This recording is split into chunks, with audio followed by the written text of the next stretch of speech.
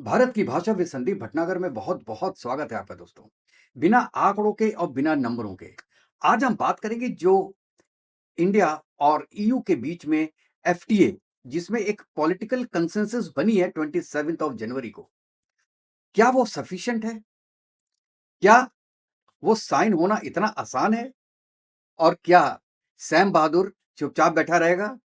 वो कोई अड़ंगा नहीं लगाएगा? और इसमें हर स्टेप पे क्या-क्या प्रॉब्लम्स आ सकती हैं, आज इसके बारे में हम डिस्कस करेंगे दोस्तों। क्योंकि खुशी तो बहुत है हमको कि इतना बड़ा एग्रीमेंट हुआ है ईयू के और इंडिया के बीच में।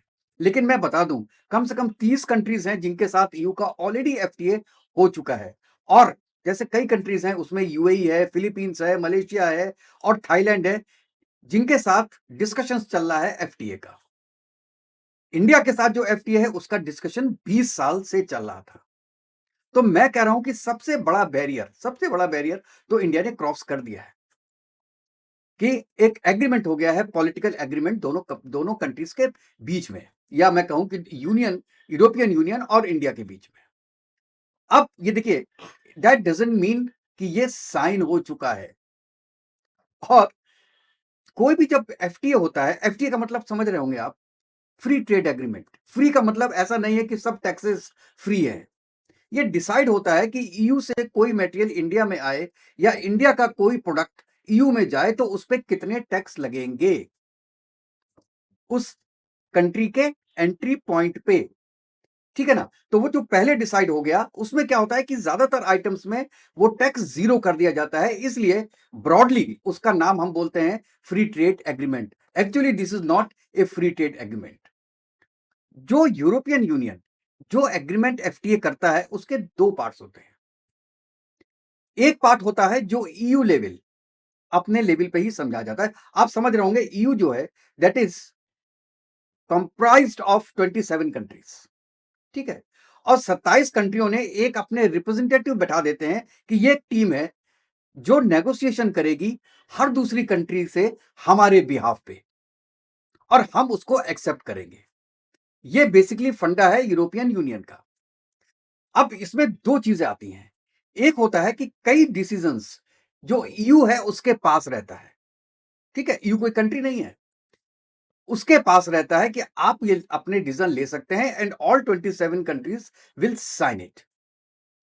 और कुछ आइटम्स ऐसे होते हैं, उसको कहते हैं मिक्स्ड। ये जो मिक्स्ड आइटम्स होते हैं दैट मींस कि ये जो मेंबर स्टेट्स हैं जितने 27, उनके इंडिविजुअल जो पार्लियामेंट हैं वहां से क्लियरेंस मिलती है। अब देखिए, सिंपल लैंग्वेज में मैं आपको बताऊं तो जो ईयू लेवल पे होता है वो ज्यादातर टैक्सेस हैं। ठीक है? डिजिटल टैक्सेस हैं, बिजनेसेस हैं, आइटम्स प्लस माइनस करने हैं, वो ईयू लेवल पे डिसाइड होता है। लेकिन मेंबर लेवल पे जो चीज डिसाइड होती है वो होती है, जैसे कि आपका एक बंदा दूसरी कंट्री में जा रहा है तो उसके रूल्स डिफरेंट होंगे। जर्मनी में जाने के रूल अलग होंगे, फ्रांस में जाने के रूल्स अलग होंगे। तो यहां पे मेंबर कंट्रीज का आता है कि कुछ ऐसी चीजें होती हैं जिनमें जो मेंबर कंट्रीज हैं उनको डिसीजन लेना होता है। ठीक है ना? उनकी कंपिटेंस आती है उसके अंदर। ईयू वो है, फिर मैं बता रहा हूं, ईयू वो है जो यूरोपियन यूनियन के पास एक्सक्लूसिव कंपिटेंस होता है। यानी जो भी यूरोपियन यूनियन का पार्लियामेंट डिसाइड करेगा वो फाइनल है। ऐसे में जो दूसरा जो होता है मिक्स्ड, उसमें क्या होता है कि जो मेंबर स्टेट्स होते हैं उनकी कंपिटेंस भी आती है। तो यहां पे एक प्रॉब्लम है जो कि मैं आपको शुरू में बताना चाह रहा हूं। जैसे कनाडा का जो एफटीए हुआ था ईयू के साथ, उसमें प्रॉब्लम की थी एक कंट्री ने, और उस कंट्री का नाम था वेलोनिया। उसने कई पॉइंट्स ऐसे थे जिसमें कहा कि हमको जी समय चाहिए, और बहुत समय लग गया था उसको फाइनल करने में। अब यहां पे क्या, क्योंकि उसमें दो तीन चीजें आती हैं। एक तो कोई भी एक कंट्री है, मेंबर कंट्री है, वो जा सकता है सीजेईयू में। सीजेईयू मतलब court of justice of European union. उसमें जाता है कि नहीं, हमको ये चीज पसंद में नहीं आ रही है, आप इसमें चेंज कीजिए। वो फिर लंबी खिंचती है, it takes lot of time. तो आज की डेट में जो एफटीए है, आप ये सोचो कि आपने केवल एग्रीमेंट हो गया तो साइन हो गया, नहीं, वो अभी साइन नहीं हुआ है, उसमें बहुत टाइम लगता है और कम से कम 2 या 3 साल लग जाते हैं उसको साइन होने में। क्योंकि पहले अभी तो आपने कंसेप्ट बनाया है, कंसेप्ट के बाद उसकी जो लीगल वैलिडेशन होगा, उसके बाद फिर नेगोशिएशन का ड्राफ्ट बनेगा, फिर नेगोशिएशन होगा दोनों पार्टीज के बीच में, और जब दोनों एग्री हो जाते हैं उसके बाद फॉर्मल सिग्नेचर होता है। अच्छा, उसमें फॉर्मल सिग्नेचर का मतलब, अच्छा उसमें फॉर्मल सिग्नेचर हो गया, फॉर्मल सिग्नेचर के साथ साथ ये भी होता है, उसके अंदर एक प्रोविजन होता है कि ठीक है, कुछ समय के लिए कुछ आइटम्स ऐसे हैं जो कि हम मिक्स्ड से निकाल देते हैं, ईयू में डाल देते हैं, इसका तो काम शुरू करो। जैसे टेक्सटाइल है, किसी कंट्री को नहीं चाहिए टेक्सटाइल इंडिया का, तो वो ऑब्जेक्शन डालेगा कि नहीं, ये अब ये हमको इंडिया का टेक्सटाइल नहीं चाहिए, क्वालिटी ठीक नहीं है, इनकी क्वालिटी कंट्रोल बेटर नहीं है। तो क्या होगा, वो कहेगा ठीक है, ईयू प्रोविजनली हम आपको नहीं भेज रहे, एक्स कंट्री को नहीं भेज रहे, लेकिन जो बाकी कंट्रीज हैं उनके लिए हम ये प्रोविजन देते हैं, अनलेस एंटिल यू एग्री, और unless until the supplier country, in this case India, के पास वो क्वालिटी कंपिटेंस हो, वो एक्वायर करें, तब आप एग्री कीजिएगा। तो इन सब चीजों में पूरा पूरा चीजें करने में टाइम लगता है। अच्छा, अब एक बात सोचिए कि इसमें जैसे 24 घंटे, 12 महीने या 24 महीने, 2 साल करीब लग जाते हैं होने में, और इनके पहले के भी जितने एग्रीमेंट हैं यूरोपियन यूनियन के, 2 से 3 साल लगता है एक फॉर्मली एग्रीमेंट साइन होने में और पॉलिटिकल एक्सेप्टेंस में। अब ये जो 2 साल का पीरियड है, ये बहुत इंपॉर्टेंट पीरियड होता है। इसमें अब क्या हो सकता है कि जो हमारे सैम बहादुर हैं वो बीच में आ सकते हैं, वो कोई भी ऐसा कंट्री पकड़ लेंगे जो कि बहुत क्लोज होगा यूएस के। और इस केस में देखिए 2-3 कंट्रीज का नाम आ रहा है, एक रोमानिया है, एक पोलैंड है। ऐसी कंट्रीज जो होती हैं वो उनके थ्रू कोर्ट में जा सकते हैं, यूएसए डायरेक्ट नहीं जा सकता, लेकिन इनके थ्रू वो कोर्ट में जा सकते हैं किसी भी चीज को लेके, और उसमें फिर बहुत टाइम लग सकता है, जरूरी नहीं है लेकिन टाइम लग सकता है। अब इसमें क्या है कि मेरी जो रीडिंग है इस पूरे इंडिया के केस में, ये होगी हाइब्रिड होगी, या ये पार्शियल मिक्स, ये दोनों हो सकती है, मतलब जो पार्शियल मिक्स है और हाइब्रिड है। यानी जितने भी ज्यादातर जो टैरिफ्स हैं और गुड चैप्टर्स हैं, ये तो ईयू लेवल पे आ जाएंगे, ताकि जो ट्रेड बेनिफिट्स हैं वो बहुत जल्दी शुरू हो जाएं। लेकिन जो इन्वेस्टिंग प्रोटेक्शन होता है, जैसे एफटीए, सॉरी एफटीए नहीं, उसे कहते हैं एफडीआई, जो फॉरेन डायरेक्ट इन्वेस्टमेंट अगर कोई कंट्री करना चाहता है इंडिया में, या इंडिया दूसरी कंट्री में इन्वेस्ट करना चाहता है, वहां पे इंडिविजुअल कंट्रीज आ जाएंगी। तो ये एग्रीमेंट बिल्कुल अलग हो जाता है, इसको एफटीए से अलग रखा जाएगा और इन्हें मिक्स्ड घोषित कर दिया जाएगा। मिक्स्ड का मतलब है कि ये सब कंट्रीज के लिए अलग अलग है, और जो मेन जो ट्रेड बेनिफिट्स हैं ये प्रोविजन में, जैसे मैंने बताया, वो आ सकते हैं।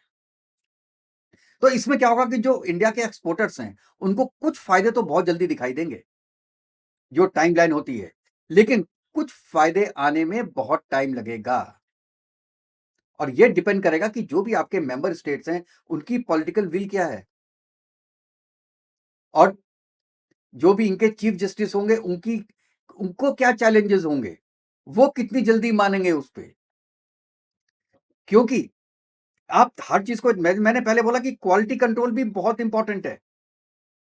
कार्बन सेस और है, ईयू वाले कार्बन सेस लगाते हैं, तो और कार्बन सेस तो छोड़िए, आपके मैं जो बार बार बोल रहा हूं वो है यहां पे क्वालिटी स्टैंडर्ड्स। आप टैरिफ जीरो भी हो गया, लेकिन आप आइटम सप्लाई तो तभी कर सकते हैं ना जबकि आपकी क्वालिटी को वो एक्सेप्ट कर रहे हैं।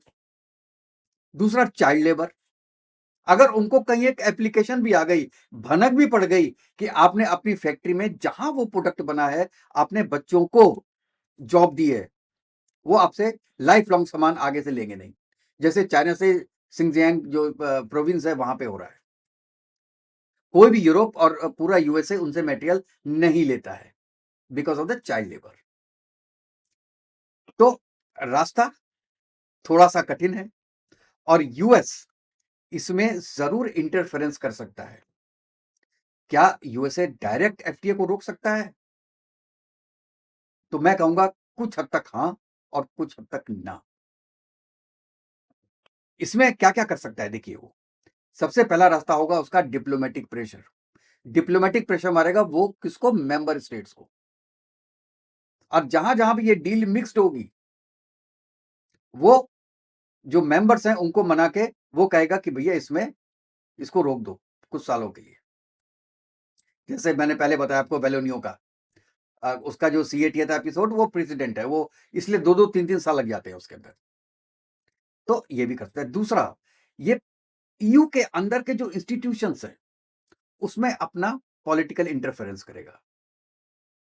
जो एमईपीज हैं, जिस एमईपीज कहते हैं मेंबर्स ऑफ यूरोपियन पार्लियामेंट, और काउंसिल मिनिस्टर्स, वहां पे भी यूएस अपनी लॉबी चलाएगा। वो इंडिया को ऊपर देखना नहीं चाहता आज के दिन में।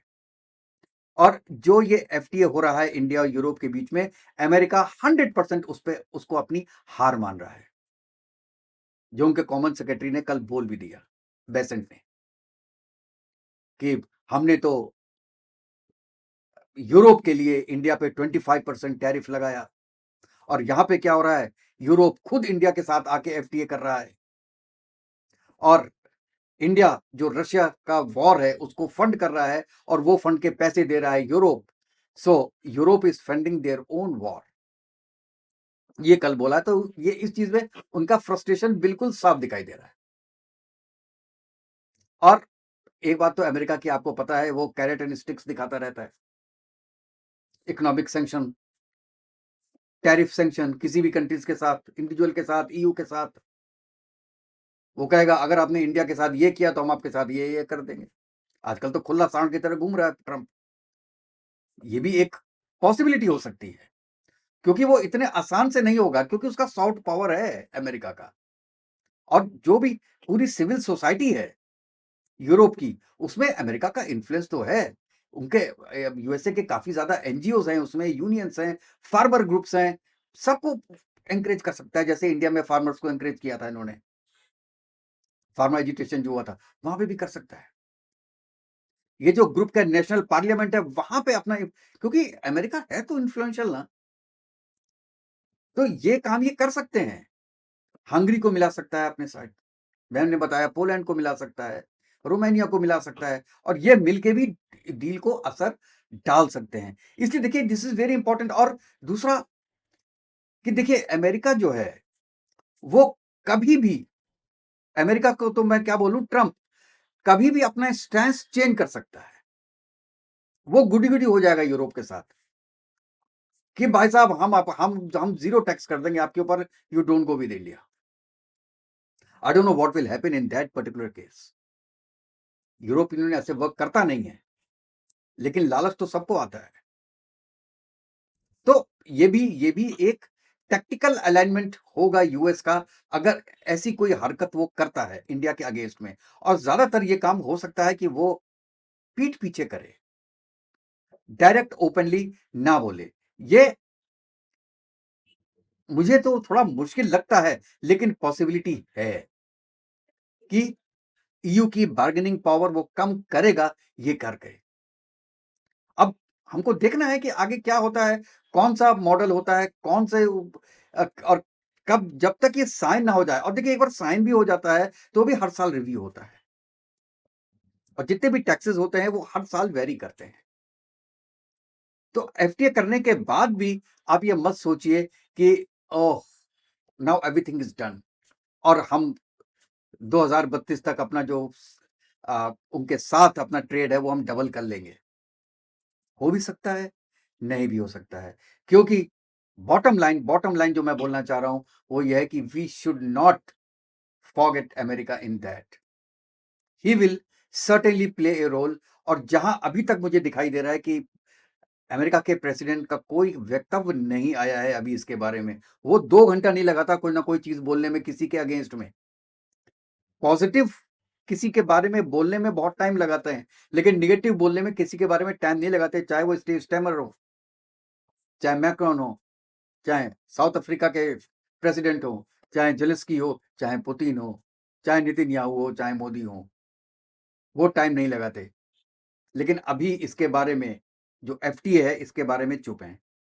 वो बोल नहीं रहे कुछ, और ये जो उनकी खामोशी है ना, उससे मुझे और डर लग रहा है कि ये क्या करेगा। या तो ये पीछे कुछ काम कर रहा है विद ईयू और विद मेंबर कंट्रीज, वो बहुत जल्दी आपके सामने आ जाएगा।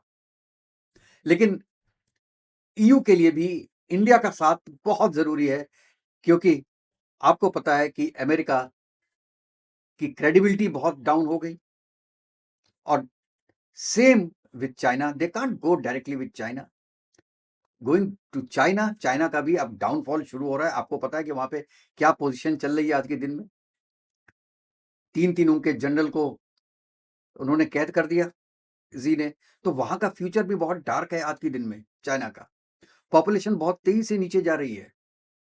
रशिया के साथ यूरोप काम करेगा नहीं, so they don't have any options. और ऑप्शंस नहीं है, इसीलिए 20 साल के बाद इंडिया के साथ आए हैं। इस बात को समझिएगा। ये मजबूरी इंडिया की तो है ही, साथ में यूरोप की भी बहुत बड़ी मजबूरी है। और इंडिया और यूएस का भी एफटीए हो जाएगा। केवल एक ही चीज में तो रुका हुआ है ना, FTA. It is not an FTA, it is an trade agreement. वो भी होगा। रुका किस लिए है? जीएम फसलों के लिए और डेयरी प्रोडक्ट्स के लिए। लेकिन क्योंकि ये दोनों प्रोडक्ट ईयू के एफटीए में नहीं है, सो अमेरिका ये अच्छी तरीके से समझ गया है कि कितना भी प्रेशर डाल लो हिंदुस्तान पे और मोदी जी पे, ये जीएम फसलें और डेयरी प्रोडक्ट्स एफटीए में नहीं आएगा। India can't afford it, not a single government can afford it in India. ये जिस दिन ट्रंप को समझ में आ जाएगा, उस दिन ट्रेड एग्रीमेंट साइन हो जाएगा इंडिया और यूएस के बीच में। तो इंडिया के लिए तो वो भी बहुत अच्छा होगा, बिकॉज जो भी है, अमेरिका सबसे बड़ा ट्रेड पार्टनर है इंडिविजुअल कंट्री में आज के दिन में। और अगर पूरे समूह को देखेंगे तो ईयू। आपकी क्या राय है दोस्तों इस बारे में? क्या अमेरिका चुप बैठेगा या इतने आसानी से ट्रेड डील्स होने देगा इंडिया और ईयू के बीच में, जो उसका सबसे पास के लोग थे उनके लिए? आप बताइएगा दोस्तों। और अपने कमेंट्स जरूर लिखिएगा। और अगर आपको ये वीडियो पसंद आए तो प्लीज मेरे चैनल को लाइक कीजिएगा, सब्सक्राइब कीजिएगा, और बेल आइकन जरूर दबाइएगा दोस्तों। तो नेक्स्ट वीडियो में मिलते हैं, तब तक के लिए दोस्तों जय हिंद, जय भारत, वंदे मातरम। खुश रहिएगा, स्वस्थ रहिएगा।